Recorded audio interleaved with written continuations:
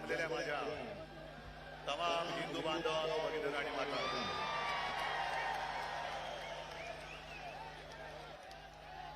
57 वर्ष झाली, पण आपण परंपरा थांबू दिली नाही. मोडता घालण्याचा प्रयत्न किती झाला तरी त्यांना मोडीत काढून आपली परंपरा आपण चालू ठेवली आणि पुढच्या अनेक वर्ष ही अशीच चालू ठेवणार. सर्वप्रथम दसऱ्याच्या मी तुम्हाला शुभेच्छा देतो.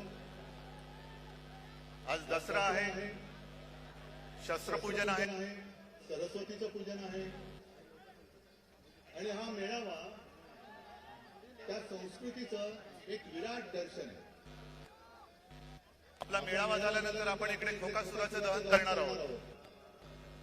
मुद्दामून एक नवीन असुर खोकासूर, रामाने रावणाचा वध केला. कशासाठी केला? कारण असं मी ऐकलंय, असं मी वाचलंय की रावण सुद्धा शिवभक्त होता. पण एवढा शिवभक्त असून सुद्धा रामाला त्याला मारावं लागलं, कारण रावण माजला होता. रावणाने सीतेला पळवलं होतं, सीताहरण केलं होतं. त्याचप्रमाणे आज सुद्धा आपली शिवसेना पळवण्याचा प्रयत्न होतोय आणि एक खबरदारी घेतलीये आपण नाही, त्यांनी. कारण प्रभू श्री रामचंद्राने धनुष्यबाणाने रावणाचा वध केला होता. हानगड नको म्हणून तो धनुष्यबाण सुद्धा चोरलेला आहे. चोरा, पण एक लक्षात घ्या की ज्याप्रमाणे हनुमानाने रावणाची सोन्याची लंका दहन केली होती, तशीच तुमची खोक्याची लंका दहन करणाऱ्या धगधगत्या मशाली आज सुद्धा माझ्या सोबत आहे. आणि तुमची खोक्याची लंका आहे. मी जास्त गद्दारांवरती बोलणार नाहीये, कारण त्यांच्यावरती मला बोलण्याची आता गरज असते. तुम्ही सगळेजण बोलतायत, माझ्या आधीचे सगळे बोलले. आणि सध्या क्रिकेटचा मोसम आहे, वर्ल्ड कप सुरू आहे. क्रिकेट पण चालू असतं आणि मध्ये मध्ये जाहिराती पण असतात. आणि काही जाहिराती तर आपल्याला बघून पाठ होतात. त्यातलीच एक जाहिरात येते, 3 हिरो सगळे, अजय देवगण, अक्षय कुमार आणि शाहरुख, ते तिघही येतात, 2-2 बोटं दाखवतात. आमच्याकडे सुद्धा 3 जण बसलेले आहेत, ते सुद्धा 2-2 सांगतात की अरे आमच्याकडे सुद्धा 2-2 हाफ आहेत. आणि ते कमला पसंत वाले आहेत, हे कमला पसंत वाले. पसंत आपली, त्यांना कमला पसंत आहे, यांना कमळा पसंत आहे. तुम्ही घ्या आणि तुमचं काहीतरी बघा, आमच्या नादाला लागू नका. महाराष्ट्रामध्ये आणि देशात खूप प्रश्न आहेत. मी भाषणाच्या सुरुवातीला आवर्जून जरांगे पाटलांना धन्यवाद देतोय.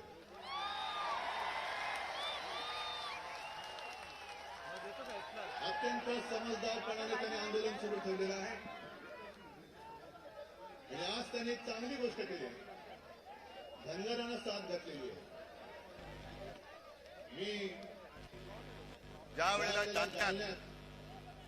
शांततेमध्ये हे आंदोलन सुरू होतं, हे आत्ताचं जे सरकार आहे, डायरचं सरकार, जसं जालियनवाला बागेमध्ये पोलीस घुसून त्यांनी अत्याचार केला होता, त्याचप्रमाणे आंतरवेलीमध्ये शांततेत बसलेल्या मराठा समाजाच्या आंदोलकांवरती यांनी 5वी लाठीहार केला होता. मी तत्काळ तिकडे गेलो, बघितलं, तिकडे हॉस्पिटल गेलो. कोणाची डोकी फोडले, कोणावरती छरे मारले. पण काही काही घटना अशा घडतात की हृदयामध्ये ते कायम घर करून जातात. ज्या वेळेला आम्ही संभाजीनगर पासून निघालो आणि त्या ठिकाणावरती जात होतो, मध्ये जरा आम्ही थांबलो, एका घरामध्ये गेलो.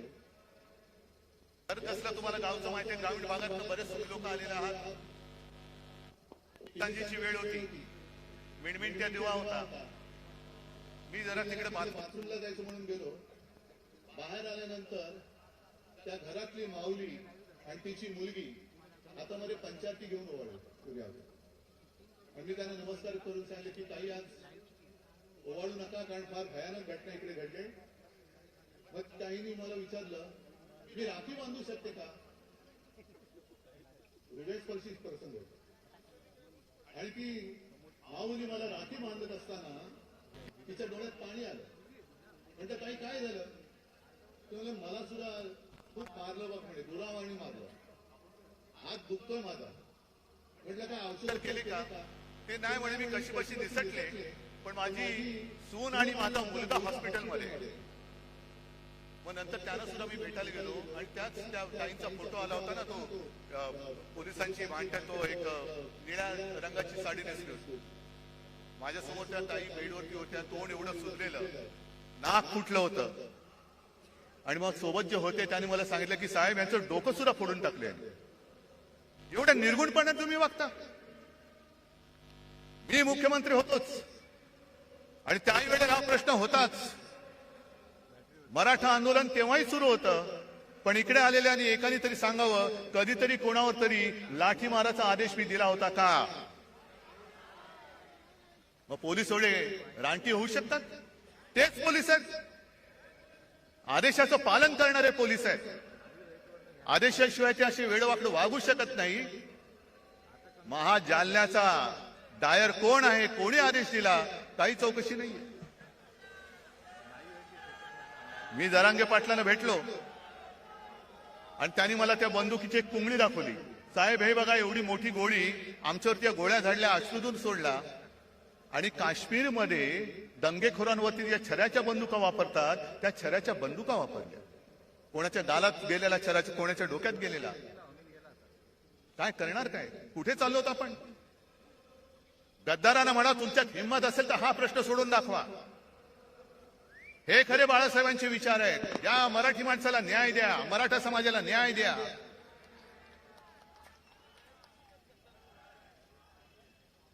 पण आज जर न्याय मिळवायचा असेल तर जेव्हा मी त्या आंदोलन करताना भेटायला गेलो होतो तेव्हा जे बोललो तेच आज बोलतोय.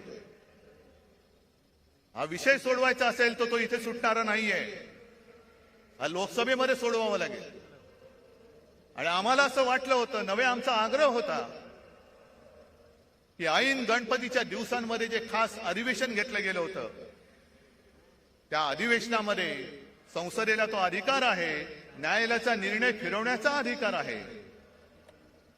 ज्याप्रमाणे दिल्लीचा निर्णय, संपूर्ण बदल्यांचे अधिकार, कोर्टाने दिलेला निर्णय यांनी 5वी बहुमताच्या जोरावरती जसा वळवला होता तसाच सगळ्यांना न्याय देणारा निर्णय तुम्ही संसदेत घ्या.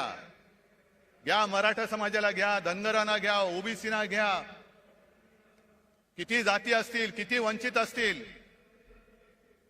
कारण जे शिवसेना प्रमुखांचं वाक्य होतं की जातीला पोट असतं पण पोटाला जात लावू नका. आणि राज्यकर्त्याचं कर्तव्य असतं की ते पोट कोणत्याही जातीचं असो ते भरलं गेलंच पाहिजे, हे राज्यकर्त्याचं कर्तव्य असतं. आई इकडे जे सगळे जमलेत आज तिकडे मेळावा घेतायत, बोला, आमचं ती टीका करा, मी तुम्हाला किंमत देत नाही. कारण माझ्या समोर महाराष्ट्रातला हा गोरगरीब आहे. आणि मी जरांगे पाटलांना खास धन्यवाद एवढ्यासाठी देतोय की जातीपातीच्या भिंती उभ्या करून आपापसामध्ये झुंजवण्याचं कारस्थान जे भाजपा करतंय त्याला आपल्याला सगळ्यांना मिळून मोडून तोडून टाकायचं आहे. सगळे मराठा म्हणजे सगळे मराठी, एका मातीची आपण लेकरं आहोत. फक्त ज्यांच्याशी लढतोय आपण तो सारासुरा नाहीये, तो कपटी आहे, विघ्न संतोषी आहे. आणि भाजप एवढा विघ्न संतोषी आहे की कोणाचंही लग्न असो, तुम्ही बोलवा अथवा नका बोलू, हे जाणार, पंक्तीला बसणार, भरपूर जेवणार, आडवा हात मारणार. मग श्रीखंड पुरी असेल, बासुंदी असेल, किती पोळ्या खाण्याच्या स्पर्धा लावतील. किती पुरणपोळ्या खाल्ल्या माहितीये तुम्हाला? सगळ्या पुरणपोळ्या फस्त करणार, भेकर देणार, पण निघताना नवरा बायकोत भांडणं लावून दुसऱ्या लग्नात जेवायला जाणार. अशी ही औलाद आहे, अशी औलाद आहे. आणि मी पुन्हा पुन्हा सांगतोय, भारतीय जनता पक्ष असो किंवा त्या काळचा जनसंघ असेल, यांचा कधीही कोणत्याही लढ्याशी सुतराम संबंध नव्हता. स्वातंत्र्य लढ्याशी तर कदापि नव्हता. मराठवाडा मुक्ती संग्रामात त्यांचं कधी नाव ऐकलं नाही. संयुक्त महाराष्ट्र चळवळीमध्ये सुद्धा ते नव्हते. पण केव्हा एकत्र आले होते? संयुक्त महाराष्ट्र समितीमध्ये ते आले होते. चळवळीत नव्हते, समितीत आले. कशासाठी आले? की हे सगळं आयतं अन्न शिजतंय, घुसून बघूया हात मारायला. म्हणून सगळ्यात शेवटी जनसंघ समितीत सामील झाला आणि सगळ्यात पहिल्यांदी जनसंघ बाहेर पडला. जागो वाटपाच्या भांडण करून सगळं तोडून मोडून टाकायचं. विघ्न संतोषी म्हणतात ते याला. मग जनता पक्षात घुसला, तिकडे दुहेरी सदस्यत्वाचा वाद केला, तिकडे तोडफोड तांबा पितळ केलं. मग शिवसेनेसोबत आले, तिकडे अकाली दलाबरोबर गेले, कधी नितीश बरोबर, कधी यांच्या बरोबर, कधी त्यांच्या बरोबर, गोव्यात मगो पक्षाबरोबर. हे औलादी लक्षणीची ही जी पार्टी आहे, हे जिथे जाते तिथे सत्यानाश करते. म्हणून मी जरांगे पाटलांना सांगतो की पहिले यांच्यापासून सावध राहा, पहिले यांच्यापासून सावध राहा. आज सुद्धा त्यांनी जे काही केले, हा भगवा इकडे डौलाने फडकतोय, मानाने फडकतोय. पण त्या भगव्यामध्ये दुही, तो जो आला होता ना पानिपतचा अब्दाली, त्यांनी हेच केलं होतं. दुहीची बीज पेरायची, भांडणं लावायची, आणि त्या भांडणामध्ये जे खरे प्रश्न आहेत, मग ती बेकारी असेल, महागाई असेल, आणखीन काही असेल, त्याच्याकडे कोणाचं लक्ष जाता कामा नये. तुमच्या चुली पेटवण्यापेक्षा तुमची घरदारं आम्ही पेटवतो आणि पुन्हा तुमचे रक्षण करते म्हणून तुमच्या पेटत्या घरांच्या होळीवर आम्ही आमची पोळी भाजतो. हे आता उघड उघड दिसतंय, उघड दिसतंय. दुसरा आता जवळपास 1 वर्ष होऊन गेलं. आपण सुप्रीम कोर्टात गेलेलो आहोत अपात्रतेच्या निर्णयासाठी. केस तारखेवरती तारीख, तारखेवरती तारीख. काय करायचं तेच कळत नाही. कारण सर्वोच्च न्यायालय प्रत्येक वेळेला कानफट फोडतंय यांचं लवादाचं. पण निर्लज्जम सदा सुखी कानफट फोडलं तरी गाल सोडत सांगतात की आम्ही आमचं टाइम टेबल सादर करू. ठीक आहे, तुम्ही तुमचं टाइम टेबल द्यायचं तेव्हा द्या. पण एक लक्षात घ्या, मी कोणाचाही अपमान करू इच्छित नाही. न्यायाधीश न्यायमूर्तींचा तर करूच शकत नाही. पण ज्या पद्धतीने हे सगळं चाललेलं आहे ते बघितल्यानंतर एक विनोद नक्की माझ्या लक्षात येतो. आणि तो विनोद म्हणजे असा आहे की एकदा भरल्या कोर्टात न्यायमूर्ती बसलेले असतात आणि केस चालू असतात. कोणाला तारीख दे, कोणाचा निर्णय दे, कोणाचं हिअरिंग घे. आणि मग त्या सोबत कोण असतो त्याला विचारतात, चल पुढची केस कोणती आहे? मग तो सांगतो, साहेब एका 20 वर्षाच्या मुलीची छेड काढलेल्याची ही केस आहे. आता मुलीची छेड काढले म्हटल्यानंतर कोणी चिडणार? बोलवा त्याला, आणा समोर. आणि त्या आरोपीच्या पिंजऱ्यात एक आजोबा काठी टेकत टेकत टेकत येतात. ते न्यायाधीशांचं डोकं आणखीन फिरतं. तुम्हाला लाज नाही वाटत? आजोबा झालात, काठी टेकत चालता आणि 20 वर्षाच्या मुलीची छेड काढता? शरम नाही वाटत? त्या आजोबा शांतपणाने न्यायाधीशाकडे बघतात आणि सांगतात, न्यायाधीश महाराज, जेव्हा ही घटना घडली तेव्हा मी सुद्धा 20च वर्षाचा होतो. काय कळलं? म्हणजे 20 वर्षाची असताना ती घटना घडली. आता ते आजोबा झाले, जिची छेड काढली होती ती सुद्धा आजी झाली. पण केस चालू आहे, केस चालू आहे, केस नाही थांबणार. तारीख पे तारीख, तारीख पे तारीख. आता माझं स्पष्ट म्हणणं असं आहे, ठीक आहे, तुम्ही आम्ही केलेल्या अपात्रतेचा निर्णय जेव्हा लावायचा तेव्हा लावा. 20 वर्षानंतर लावा, 50 वर्षानंतर लावा. पण आज संपूर्ण देश बघतोय, संपूर्ण जग बघतंय तो केवळ अपात्रतेच्या निर्णयाकडे बघत नाहीये, तर या आपल्या हिंदुस्थानामध्ये, या आपल्या भारतामध्ये सर्वोच्च न्यायालय म्हणून जे काही आहे त्याला हा लवाद जुमानत नसेल तर सर्वोच्च न्यायालयाचं अस्तित्व राहणार आहे की नाही? या देशात डॉक्टर बाबासाहेब आंबेडकरांनी घटना तिचं अस्तित्व शिल्लक राहणार आहे की नाही? आणि सगळ्यात महत्वाचं म्हणजे अनेक क्रांतिकारकांनी आणि अनेक योद्ध्यांनी रक्त सांडून, बलिदान देऊन, त्याग करून जी आपली भारत माता स्वतंत्र केली, त्या भारत मातेची लोकशाही ही टिकणार आहे की नाही ह्याच्याकडे आमचं लक्ष आहे. बघूया आता 30 तारखेला काय होतंय. नुसता अपात्र कोणाला ठरवणार? आधी जनतेने ठरवूनच टाकलेलं आहे. माझं तर म्हणणं असं आहे की केसचा निकाल लागण्याच्या निवडणुका घेऊन दाखवा. जनता जनार्दन ठरवेल ते पात्र आहेत का अपात्र आहेत. होऊन जाऊ दे खुल्या मैदानात. पण सर्वोच्च न्यायालयाकडनं आम्हाला नक्की अपेक्षा आहे. मध्ये आपले माननीय पंतप्रधान मोदी जे बोलले घराणेशाही घराणेशाही, होय मी घराणेशाहीचा पाईक आहे. कारण मला माझ्या घराण्याचा अभिमान आहे, मला माझ्या आई वडिलांचा अभिमान आहे, आजोबांचा अभिमान आहे आणि सर्व पूर्वजांचा अभिमान आहे. जो कुटुंब व्यवस्था मानत नाही त्यांनी दुसऱ्याच्या घराण्याबद्दल बोलू नये. पहिले कुटुंब व्यवस्था मान आणि मग हिंदुत्वाचं बोल. कारण कुटुंब व्यवस्था हा हिंदू संस्कृतीचा एक पाया आहे. तोच जर तुम्हाला मान्य नसेल तर तुम्ही आमच्यावरती बोलणारे कोण आहात? तुम्हाला काही अधिकार नाहीये. ज्याप्रमाणे मी कोरोनाच्या काळामध्ये माझे कुटुंब, माझी जबाबदारी, सर्व महाराष्ट्र मी माझं कुटुंब मानून माझ्या परीने मी काम केलं, म्हणून मला अभिमान आहे की कोणाच्याही नशिबात नाही ते एक नातं कुटुंब प्रमुख म्हणून मला महाराष्ट्राच्या जनमानसामध्ये स्थान मिळालं. मला अभिमान आहे त्याचा. बरं, घराणेशाहीला विरोध करायचा ना, करा, जरूर करा. पण घराणेशाहीला विरोध करताना आम्ही पोचलेली घराणेशाही तुम्ही डोक्यावरती बसवताय ती पहिली खाली करा. बाप मंत्री, मुलगा आमदार, मुलगा खासदार, हे सगळे जे काय चाललंय ते पहिलं करा. असं काही नाही की सगळीच घराणी काही चांगली असतात, सगळीच घराणी काही वाईट असतात. घराण्याची सुद्धा एक परंपरा असते, घराण्याचे संस्कार असतात. कोण कोणत्या घराण्यातल्या त्याच्याप्रमाणे त्याची ओळख ठरते.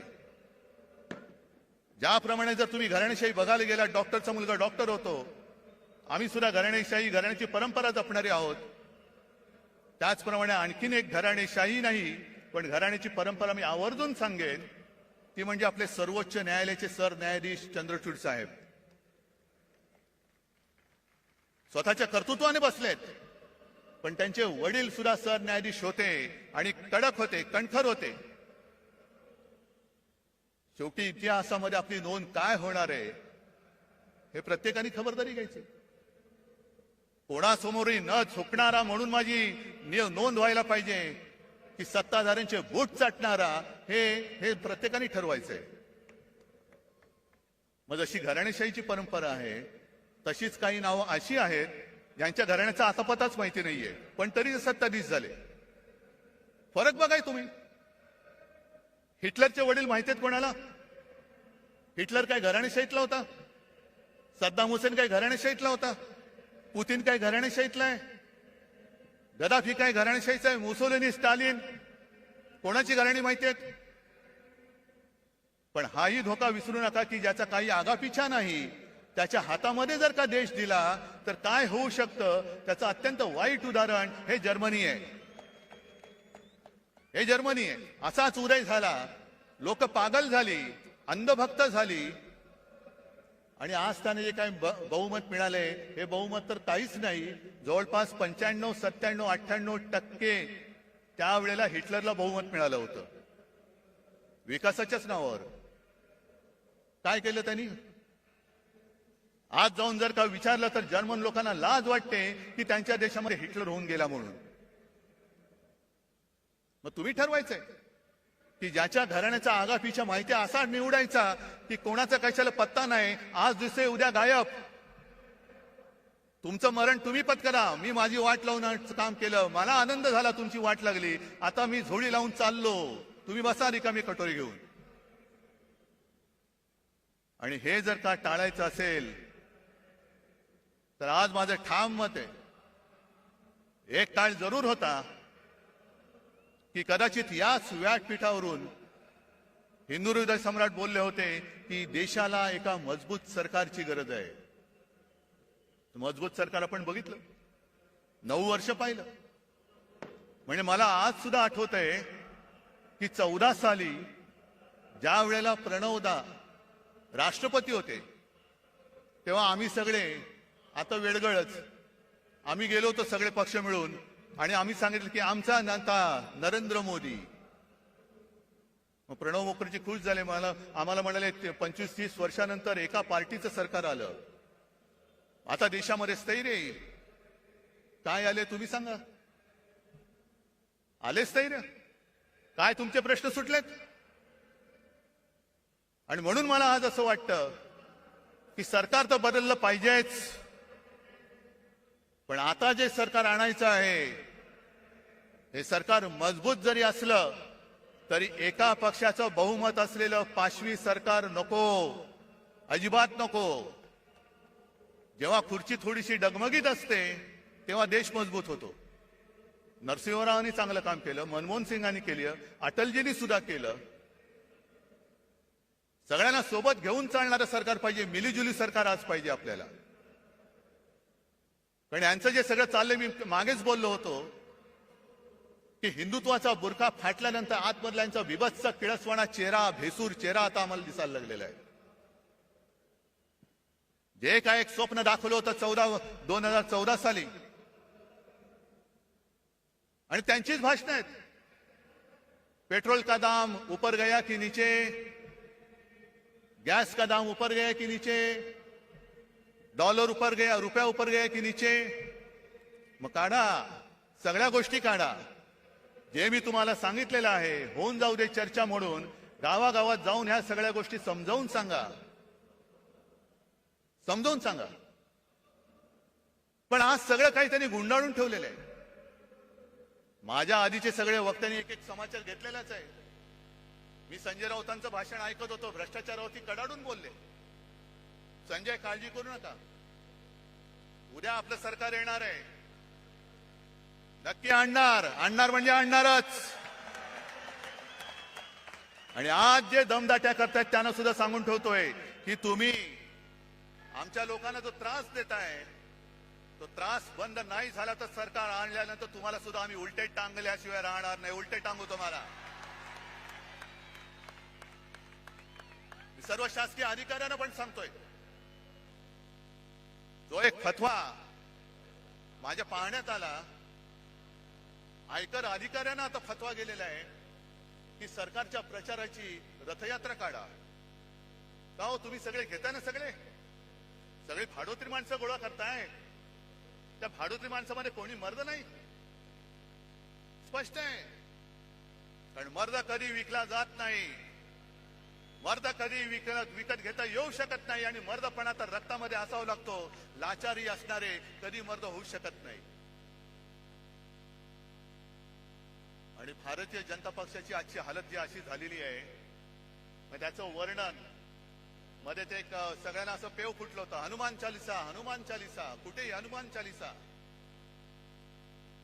जा ना मणिपूरमध्ये जा आणि हनुमान चालिसा बोला, आहे हिम्मत. पण हनुमान चालिसा जसं तुम्ही बोलता तशी आपल्या हिंदू संस्कृतीत आणखीनही काही स्तोत्र आहेत. व्यंकटेश स्तोत्र माहितीये तुम्हाला? त्याच्यामध्ये स्पष्ट शब्दात लिहिले, गावीचे होते लेंडे ओहळ. म्हणजे काय? गावातलं गटार. गंगेसी मिळता गंगा जळ. मग ते गटार जर का गंगेला मिळालं तर त्याचं सुद्धा गंगाजल होतं आणि तीर्थ म्हणून हे प्राशन करतात. काक विष्ठेचे झाले पिंपळ. म्हणजे कावळ्याने खाऊन त्याची जी काय विष्ठा असते त्याच्या बियेत न होतं झालं पिंपळ. त्याची निंद्य कोण म्हणे? आता पिंपळ झालाय त्याला निंद्य कसं म्हणायचं? भले असेल तो कावळ्याच्या विष्ठेतून झालेला. तसा भाजप झालाय आता. सगळे गावीचे सगळे लेंडे ओळ एकत्र येतात. या या या या या या सगळ्या कावळ्यांच्या विष्ठा एकत्र करतायत आणि पिंपळ करतायत. बसा मुंजासारखे त्याच्यावरती बसून. ही तुमची हालत झाली. हे तुमचं हिंदुत्व. आज मला संताप काय येतो जेव्हा मला लोक सांगतात की साहेब जनतेमध्ये तुमच्याबद्दल प्रेम आहे, तुमच्याबद्दल सहानुभूती आहे. माझ्यासाठी नका, महाराष्ट्रासाठी ठेवा. महाराष्ट्रासाठी ठेवा, आपल्या मराठी मातीसाठी ठेवा. पण त्यावेळेला शिवछत्रपतींनी स्वराज्यासाठी सुरत लुटली होती. ते इथून सुरतेला पळणारे लाचार महाराष्ट्राचं हित सांभाळू शकतायत? सरकार बदलल्यानंतर पहिलं काय केलं यांनी? पहिलं खाईनी मेट्रोची आरेची जागा मेट्रोला दिली. बुलेट ट्रेनची जागा जी मी अडवून ठेवली होती आणि जिकडे करोना सेंटर उभं केलं होतं ते पहिलं बुलेट ट्रेनच्या घशात घातलं. मला सांगा, एवढे सगळे तुम्ही जमलेला किती जणांना बुलेट ट्रेनचा उपयोग होणार आहे? मला सांगा. होणार आहे? तुम्हाला होणार आहे? कोणाला होणार आहे? मग बुलेट ट्रेन कशाला?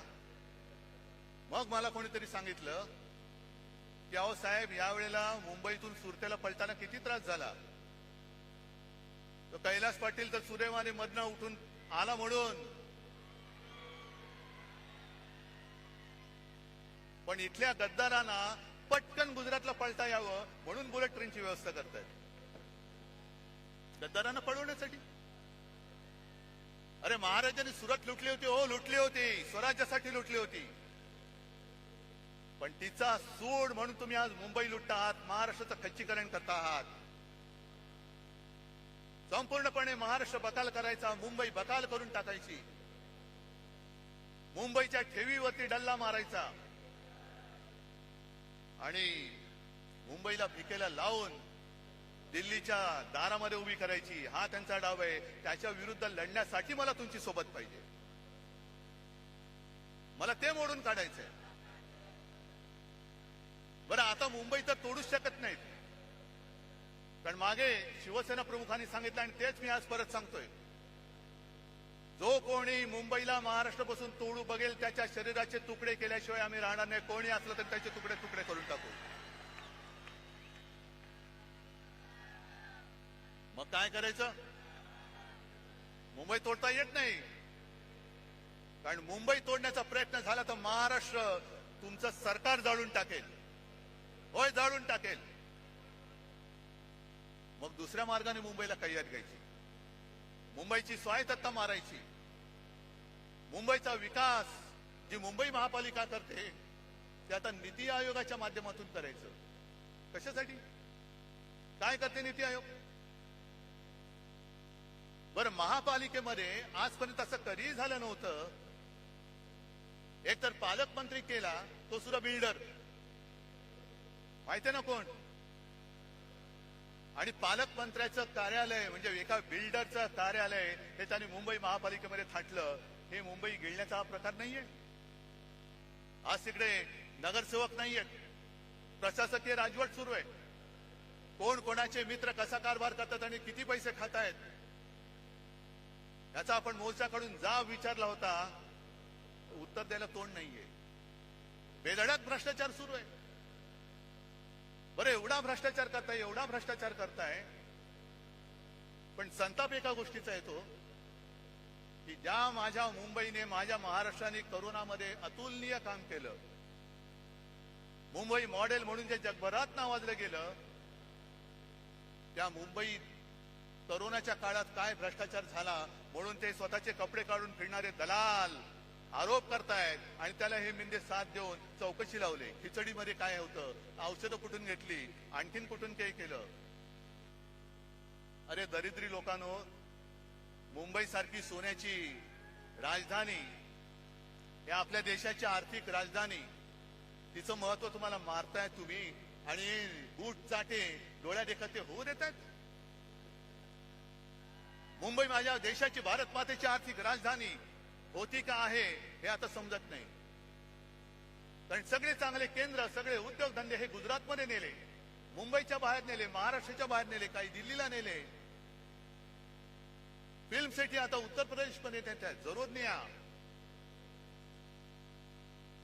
पण जे मुंबईच्या हक्काचं आहे ते ओरबाडून तुम्ही नेत असाल तर तुम्हाला याच मुंबईत गाडून टाकल्याशिवाय राहणार नाही आम्ही. आणि कसला घोटाळा? कोरोना काळाच्या घोटाळ्याचं जर चौकशी करायची असेल तर मुंबईची जरूर करा, सगळ्या महापालिकांची करा, ठाणेची करा, पुणेची, पिंपरी चिंचवड, नागपूरची सुद्धा करा. जे नागपूर आमच्या उपमुख्यमंत्र्यांनी बुडवून दाखवलं त्याची चौकशी करा.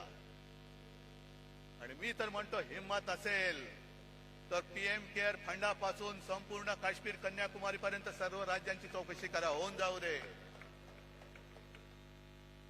कशी मुंबईने आरोग्य व्यवस्था उभारली, महाराष्ट्राने आरोग्य व्यवस्था उभारली, आणि कसं तुम्ही त्या गंगेमध्ये प्रेत सोडत होतात, कशी गुजरातमध्ये सार्वजनिक चिता पेटल्या होत्या, आणि त्याच बरोबरीने केंद्र सरकारने भाजप शासित राज्यांमध्ये किती औषधे दिली, किती ऑक्सिजन दिला, किती व्हेंटिलेटर्स दिले, आणि विरोधी पक्षांकडे असलेल्या सरकारकडे अधिकृत नाही अनधिकृत टेबलाखालनं किती दिले, त्याचाही घोटाळ्याची तपास करा. पण आम्ही मुंबई वाचवली, आम्ही महाराष्ट्र वाचवला, त्याचं कौतुक नाहीये. पण मुंबईला बदनाम करून टाकायचं जे षडयंत्र म्हणतो ते हेच, की मुंबईला संपवून टाकायला, मुंबईला बकाल करून टाकायची, मुंबई म्हणजे भ्रष्टाचार, खाणारे हेच. आणि आमच्या अंगावरती येत आहे, अरे शेण तुम्ही खाताय, आमचं तोंड कशाला उंगाला येत आहे? पहिले स्वतःच्या तोंडाचा वास घ्या, हिंमत असेल तर. एक सुद्धा कोणी मायेचा पोत पीएम केअर फंडाचा घोटाळा बाहेर काढा, त्याचा घोटाळा म्हणण्यापेक्षा त्याचा हिशोब घ्या ना. एकट्या टाटाने मला असं वाटतं 1,500 कोटीचा चेक त्या पीएम केअर फंडाला दिला होता. इथले सुद्धा जे भाजपचे लोक होते त्यांनी सुद्धा मुख्यमंत्री निधीला पैसे नव्हते दिले, पंतप्रधान निधीला पैसे दिले होते. एवढा तुम्ही भेदभाव करून सुद्धा तुम्ही त्याचा तो पैसा, हा जनतेचा पैसा, त्याचा हिशोब जनतेला द्यायला नको. आज संपूर्णपणे जो कारभार सुरू आहे, आरोग्य यंत्रणेचे कसे काय 3-13 वाजलेत बघा. मला या बोंबलणाऱ्याने एकच सांगायचंय की तुमचे नेते दिल्लीतनं संपूर्ण देशाला रिकाम्या थाळ्या बडवायला सांगत होते आणि गो करून बोंबलायला लावत होते ना. त्यावेळेला आमच्या सरकारने गोरगरिबांना 5 रुपयात रिकामी नाही भरलेली थाळी शिवभोजन म्हणून दिली. याला म्हणतात सरकार. हे आमचं हिंदुत्व आहे. हा आमच्या आणि तुमच्या हिंदुत्वातला फरक आहे. तुम्ही रिकाम्या थाळ्या बडवणारं तुमचं हिंदुत्व आहे आणि गोरगरिबाला पोट भरून जेवण देणारं आमचं शिवभोजन हे आमचं हिंदुत्व आहे. ज्या वेळेला तुम्ही रस्त्यावरती उतरला होता आणि तुमचे ते महामहिम काळी टोपी मला पत्र दिलं होतं, पत्र मध्ये छान लिहिलं होतं. माझ्याकडे काही लोक आली होती आणि त्या लोकांनी मंदिरं उघडण्यासाठी विनंती केली. मला कळत नाही तुम्हाला अशी ईश्वरी काही संकेत येतात का की तुम्ही मंदिरं बंद ठेवलेत. किती विक्षिप्त बिंडूक माणसं असतात. आपल्याला बरेचदा कळत नाही टोपी खाली दडलंय काय. पण जेव्हा तुम्ही मंदिरं उघडायला सांगत होता तेव्हा आम्ही गावागावात खेड्यापाड्यात आरोग्य मंदिरं उघडत होतो. हे आमचं हिंदुत्व आहे.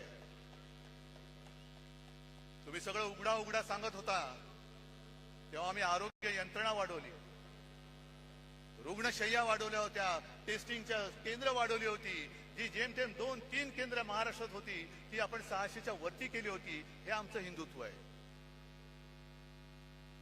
जर कोणी आपल्या समोर तळमळत असेल तर त्याला वाचवणं, त्याची जात पात विचारत नाही बसलो आम्ही. कोणी असेल, होय मालेगावमध्ये मुसलमान सुद्धा आले होते, त्यांना सुद्धा आम्ही वाचवलं. धारावीमध्ये आम्ही धारावी वाचवली. हे आमचं हिंदुत्व आहे. पण मुंबईचा जो धोका आहे, मी मगाशी तुम्हाला सांगत होतो तो, की आता धारावी सुद्धा गिळायला निघाले. इथे आली असतील काही धारावीची लोक. धारावीचा विषय मी स्वतंत्रपणे धारावीत येऊन घेणार आहे. पण आता याच्या घशामध्ये धारावी त्यांनी घातले. तो कोण यांचा मित्र तुम्हाला माहितीये? कोण? मला माहित नाही. मी अडाणी आहे बाबा, मला काही कळत नाही. तुम्हाला काय कळतंय? आणि सहज जर का अभ्यास केला तर माझे तर डोळे पांढरे झाले. जवळपास 150 कोटी स्क्वेअर फुटाचा FSI तिकडे मिळणार आहे. म्हणजे सगळी, आणि तो एफएस आहे दक्षिण मुंबईत तो वापरू शकणार. म्हणजे मुंबईची ओळख काय राहणार, कोण येणार कोण राहणार. आणि हा विकास केवळ तुमच्या मित्राचे खिसे भरायला आम्ही होऊ देणार नाही. धारावीचा विकास झालाच पाहिजे. तिथे जो झोपडीमध्ये राहतो, ज्याला आम्ही वाचवलेला आहे, त्याला प्रत्येकाला हक्काचं घर मिळालंच पाहिजे. पण त्या हक्काबरोबर घराबरोबरच प्रत्येक घरामध्ये जे उद्योगधंदे आहेत, अगदी मायक्रो स्केल, लघु उद्योग, सूक्ष्म उद्योग, काही कुंभारवाडे आहेत, त्यांना सुद्धा तिकडे जागा मिळाली पाहिजे. ती सुद्धा सोयी त्यांना मिळाली पाहिजे. आणि सगळ्यात महत्वाचं म्हणजे धारावीच्या एका परिसरामध्ये तुम्ही घरं जरूर बांधा. पण आज देखील माझा गिरणी कामगार घराविना फिरतोय, वणवण फिरतोय. त्या गिरणी कामगारांच्या मुलांना धारावीत घरं द्या. वांद्रा वसाहतीमध्ये सरकारी कर्मचाऱ्यांना घरं तिथल्या तिथे मिळावीत, असा निर्णय आमच्या सरकारने घेतला. हे द्यायला तयार नाहीयेत. वांद्रा वसाहतीत तिथल्या कर्मचाऱ्यांना घरं मिळालीच पाहिजेत. पण त्याच्या नंतरचे जे कर्मचारी आहेत त्यांना सुद्धा धारावीत घरं द्या. पोलिसांची घरं कमी पडत असतील तर पोलिसांना सुद्धा धारावीत घरं द्या. कारण आम्हाला हिंदुत्व जपायचं आहे, पण त्याच बरोबरीने मुंबईवरचा मराठी ठसा सुद्धा आम्हाला अधिक गडद करायचा आहे. नुसती धनलांडग्यांची मुंबई करू नका. साध्या सुध्या ग्रामीण भागातल्या माणसाला इकडे परवडणाऱ्या दरामध्ये धारावीमध्ये घर द्या.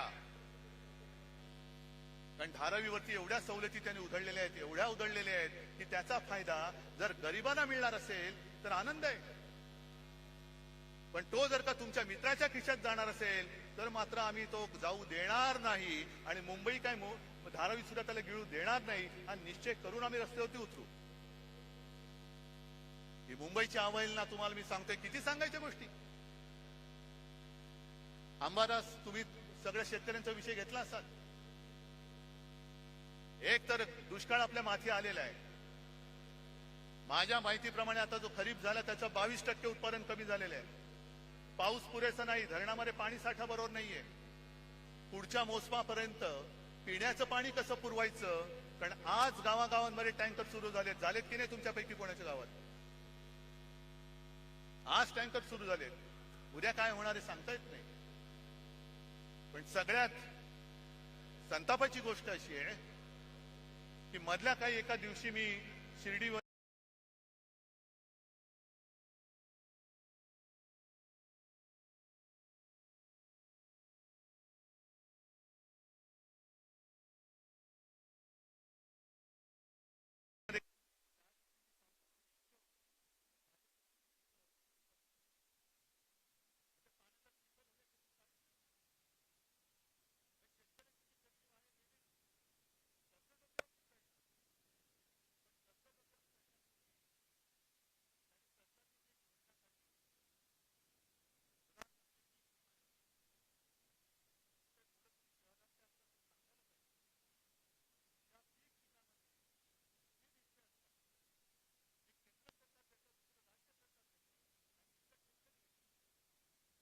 या सरकारने एक चांगली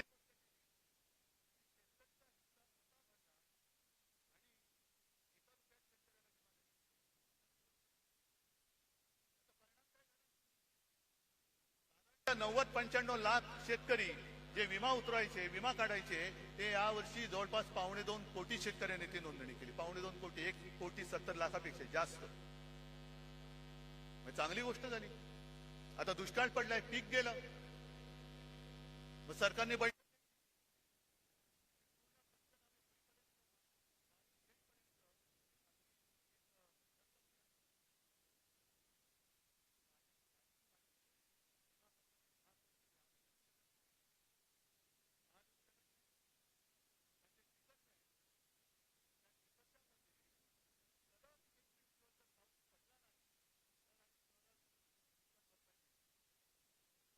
काही जणांना त्यांनी असं सांगितलं की तुमच्या नुकसानीची नोंद तुम्ही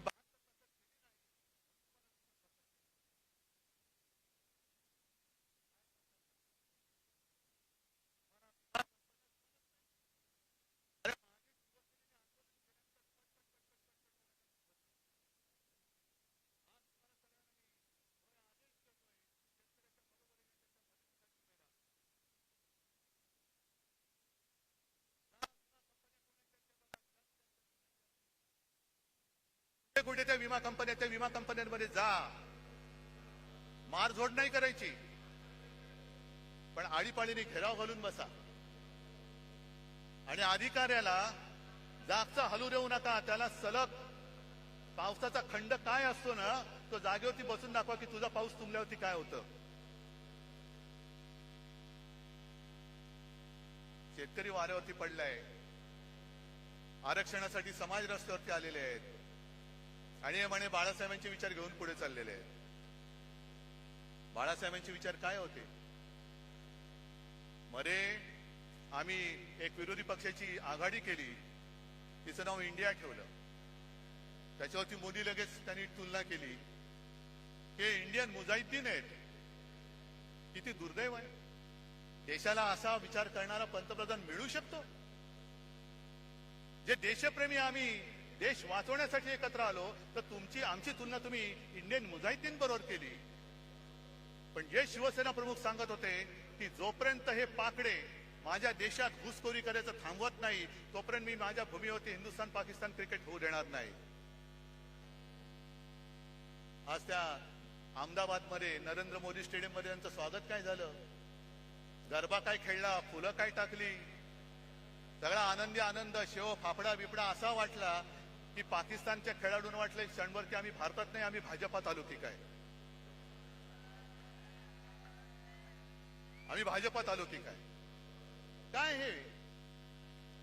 बरं, आमच्यावरती टीका करताना इंडिया म्हणून जरूर करा, आम्ही तुमच्यावरती करतो, तुम्ही आमच्यावरती करा. पण तुम्ही आमची तुलना देशद्रोह्यांशी करणार असाल आणि स्वतः देशांच्या शत्रूंबरोबर क्रिकेट खेळणार असाल, तर आमच्यापेक्षा जास्त देशद्रोही तुम्ही आहात. आज सुद्धा तो कुलभूषण जाधव तुरुंगामध्ये पाकिस्तानच्या तुरुंगात चढतोय. कोणाला आठवण आहे? 4 दिवसापूर्वी सीमेवरती पाकिस्तानच्या सैन्याने गोळीबार केला, शस्त्रसंधी मोडली आणि 2 जवान आपले घायाळ झाले. खेळा, क्रिकेट खेळा. तिकडे अग्निवीर सीमेवरती गेला, वाऱ्यावरती सोडला. आज मराठा आंदोलनामध्ये आत्महत्या होत आहेत, वाऱ्यावरती सोडतायत. मला आज सगळ्यांना एक आवाहन करायचंय, शेतकऱ्यांना करायचंय, मराठ्यांना करायचंय, ओबीसीना करायचंय, धनगरांना करायचंय, सगळे जे या त्यांच्या न्याय हक्कापासून वंचित आहे त्यांना मी हात जोडून नम्र विनंती करतो की बाबांनो, आत्महत्या करू नका. कारण उद्या तर आपला हा लढा आपल्याला लढावाच लागेल, जिंकावाच लागेल. आरक्षण नक्की मिळेल, पण तेव्हा जर का तुम्ही नसला तर तुमच्या कुटुंबाचं रक्षण कोण करणार हा विचार करा. आणि तुमचा सोन्यासारखा जीव यांच्या नादान सरकारपायी असा देऊ नका. आणि हा सगळा भोंगळ कारभार बघितल्यानंतर कुठे औषधं नाहीत, औषधी खरेदी नाही, काही नाही. सरकारी रुग्णालयात रुग्ण मरतायत. आता कोणतरी बोललं खेकडे धरणं फोडतायत. आणि एक खेकडे राज्याचे आरोग्य मंत्री हे काय करणार? म्हणजे मध्ये मी जी काय बातमी वाचली, आता टेंडर शिवाय औषध खरेदी करणार आणि तुम्ही आमच्या औषध खरेदीची चौकशी करणार. वा, म्हणजे हे खेकडा मंत्री असे आहेत की हाफकिन नावाची संस्था हे त्यांना माहिती नाहीये. कोण आहे तो हाफकिन? बोलून घ्या त्याला. कशाला? काय दलाली खायचे? म्हणजे असे सगळे नादान आणि ओंगळ अनागोंदी कारभार बघितल्यानंतर मला या गद्दारांचं काही कोड कौतुक नाहीये. ते त्यांच्या कर्माने जाणार आहेत. कपाळावरती आयुष्यभर पुढच्या सगळ्या पिढ्यांमध्ये गद्दार म्हणून एक शिक्का कायमचा लागलेला आहे. तो किती घासू म्हटलं, कोणताही साबण लावा, तो पुसला जाणार नाहीये. आणि म्हणून तुम्हाला सगळ्यांना एकच विनंती करतो, कारण आपण छत्रपती शिवाजी महाराजांची मावळे झालो तरी खूप झालं. पण एका गोष्टीमध्ये आपण नशीबवान आहोत की तो मोगली वरवंटा तोडून मोडून टाकणारं ते शिवतेज आपल्या महाराष्ट्राच्या मातीमध्ये जन्माला आलं. त्या मातीत आपला जन्म झालेला आहे, हे लक्षात ठेवा. त्याचा भुसा तुम्ही पाडा, पण छत्रपतींच्या भगव्याशी गद्दारी करणारा महाराष्ट्रामध्ये शिल्लक ठेवायचा नाही. आणि आमचं हिंदुत्व हे राष्ट्रीयत्व आहे. आमचं हिंदुत्व हे राष्ट्रीयत्व आहे. जो जो कोणी या देशासाठी मरायला तयार आहे, देश वाचवायला तयार आहे, तो जातीपाती धर्माने कोणी असला तरी तो आमचा आहे, आमचा हिंदू आहे. आणि कोणीही असो, जो जातपात धर्माने कोणी असला आणि देशाच्या मुळावर आलेला असला, अगदी कुरुलकर असला तरी देखील तो देशद्रोही आहे. तो देशद्रोही आहे. मला अजूनही कळलेलं नाहीये. जरा थांबा ना. आहे, थांब. मला अजूनही कळलेलं नाही त्या कुरुलकर बद्दल संघाची भूमिका काय आणि भारतीय जनता पक्षाची भूमिका काय. जर त्यांनी आपली गुपितं पाकिस्तानला दिली असतील तर तो मराठी असो, हिंदू असो, कोणी असला तरी त्याला फासावरती, जर गुन्हा सिद्ध झाला तर फासावर दिलं गेलं पाहिजे. पण आमच्यासाठी मी परत सांगतो, आमचं हिंदुत्व हे राष्ट्रीयत्व आहे. आमचं हिंदुत्व परत सांगतो, शेंडी, जानवेशी आणि घंटेशी जोडलेलं नाही, ते या देशाच्या मातीशी जोडलेलं आहे. म्हणजे देश वाचला तर महाराष्ट्र वाचेल, आणि महाराष्ट्र वाचला तर देश वाचेल. आणि महाराष्ट्र वाचवणारे सगळे जवान, सैनिक माझ्यासमोर, माझ्यासोबत बसलेले आहेत. सेनापती बापट जे बोलले होते त्याचा अर्थ आता कळतोय. माहितीये ना, त्यातली एक ओळ महत्वाची आहे. ज्या 4 ओळी आहेत, महाराष्ट्र मेला तरी राष्ट्र मेले. महाराष्ट्र खतम झाला तर राष्ट्र खतम. मराठा विना राष्ट्र गाडा न चाले. मराठा म्हणजे महाराष्ट्रातले सगळे मराठी, त्यांच्या विना राष्ट्राचा गाडा चालू शकत नाही. खरा वीर वैरी पराधीनतेचा, हे यांच्यासारखे गुटचाटे नाहीत वैरी वीर. जो पराधीन होण्याला विरोध करतो, गुलामी स्वीकारत नाही, तो खरा वीर. खरा वीर वैरी पराधीनतेचा, महाराष्ट्र आधार या भारताचा. आज संपूर्ण भारत आपल्याकडे बघतोय. अरे त्यावेळेला सुद्धा असाच अंधकार पसरला होता. घरदारं फुटत होती, देवांचे राख रांगोळ्या होत होत्या. आणि तेव्हा ही एक मशाल छत्रपती शिवाजी महाराजांची भगवा घेऊन संपूर्ण त्यांनी त्या मोगलांना टक्कर दिलेली. वाघ नख जरूर आणा, पण त्या नखाच्या मागे वाघ नसेल आणि मुनगट्टीवर असतील तर त्या वाघ नखाला काय अर्थ नाहीये. त्यावेळेला सुद्धा त्या वाघ नखाच्या मागे छत्रपती शिवाजी महाराज नावाचा वाघ होता, म्हणून त्यांनी दगाबाज अफजल खानाचा कोथळा बाहेर काढला होता. ती कोथळा काढण्याची हिंमत जर नसेल आणि आमच्या भावनेची खेळ करणार असाल तर निवडणुकीमध्ये तुमचा राजकीय कोथळा आम्ही बाहेर काढल्याशिवाय राहणार नाही. आम्ही काढू बाहेर. भावनांची खेळ करू नका. जर खरोखर पुराव्यानिशी ती छत्रपती शिवाजी महाराजांनी अफजल खानाला मारताना वापरलेली वाघनखं असतील तर ती भाड्याने नका आणू. इतर लोकांसारखी म्हणजे काय, की एक पोरगा स्वतः बापाला सांगतो की बाबा मला आता शिक्षण शाळावर काही जमत नाही, मग मी भाजपात जाणार, तिकीट घेणार आणि देशाची. तो बाप म्हणतो थांब जरा, तुला काय झालं, हे तुला काही येडलं का नाही का, तुला असं करू नको. पहिला तू शिवसेनेत जा किंवा काँग्रेसमध्ये जा, राष्ट्रवादीत जा, दुसऱ्या कोणत्याही पक्षात जा. जरा नाव कमव. नाव कमवल्यानंतर काहीतरी गडबड घोटाळा कर, मग भाजपला तुला घेतील आणि तुला मंत्री करतील.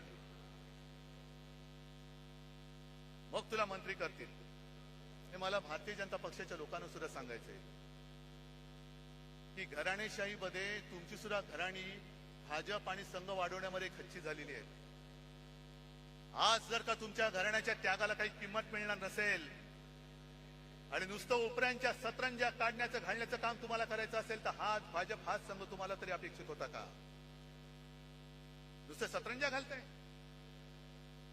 आणि म्हणून हा भावनेशी खेळ आता बस झाला. आपल्याला आता महाराष्ट्र संपूर्ण हिंदुत्वाबरोबर मराठी माणसाची एकजूट, जे शिवसेना प्रमुखांचं पहिलं वाक्य होतं 96 कोळी 92 कोळी, मराठा मराठेतर 96 कोळी 92 कोळी, स्पृश्य अस्पृश्य कोळी आगरी, हे सगळे भेदाभेद गाडून मराठी माणसाची भक्कम एकजूट बांधा. त्या एकजुटीच्या हातामध्ये शिवरायाचा आणि हिंदुत्वाचा पवित्र भगवा आपल्याला घट्ट धरायचा आहे. आणि म्हणून परत एकदा एकच सांगतो की आता या गद्दारांकडे दुर्लक्ष करा. आज सुद्धा अनेक जणांना फोन येत आहेत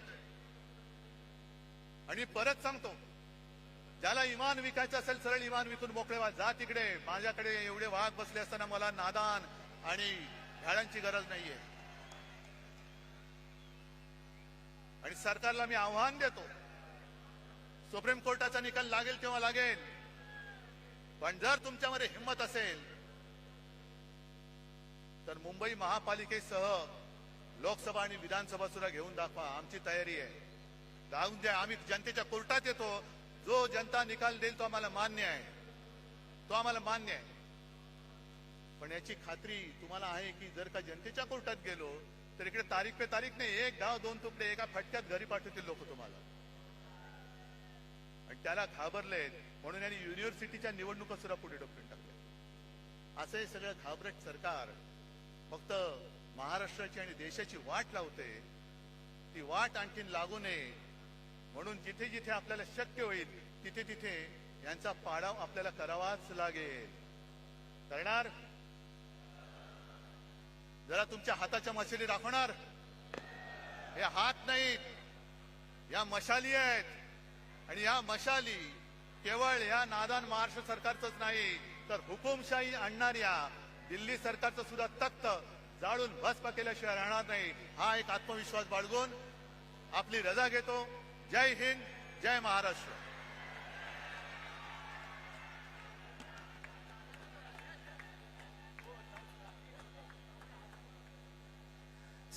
सर्वांना विनंती आहे, कृपया काही क्षण आपण थांबावं, कारण आपण ज्या ठिकाणी उभे आहात फक्त मागच्या बाजूला आपण बघा.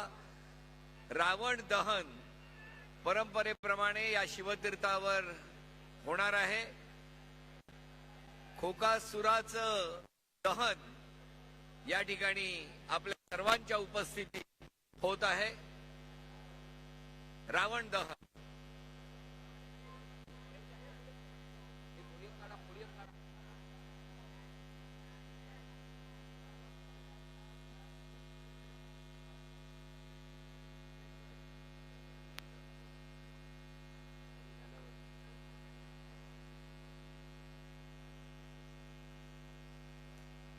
रावण दहन आपल्या सर्वांच्या साक्षीने दहन करण्यात येत आहे.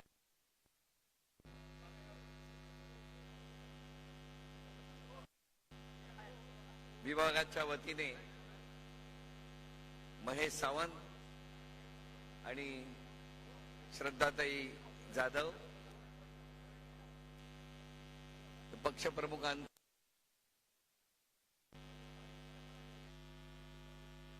पुष्पगुच्छ देऊन स्वागत आणि शुभेच्छा देत आहेत.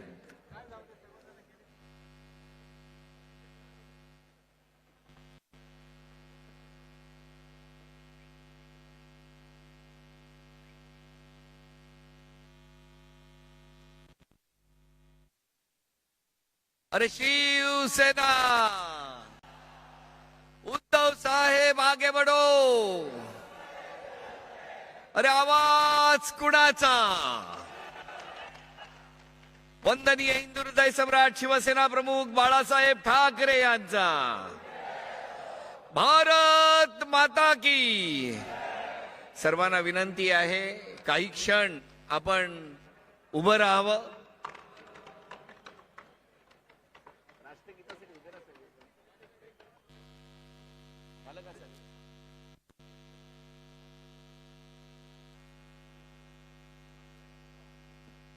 सर्वांनी राष्ट्रगीतासाठी उभं राहावं.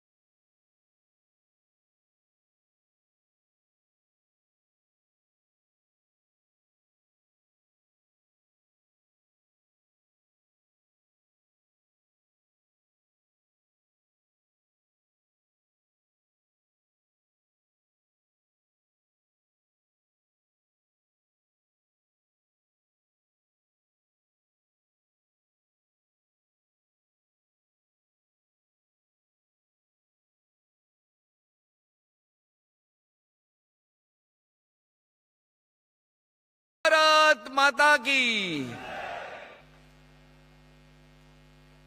सर्वांनी सुरक्षित आपल्या घरी जावे. धन्यवाद.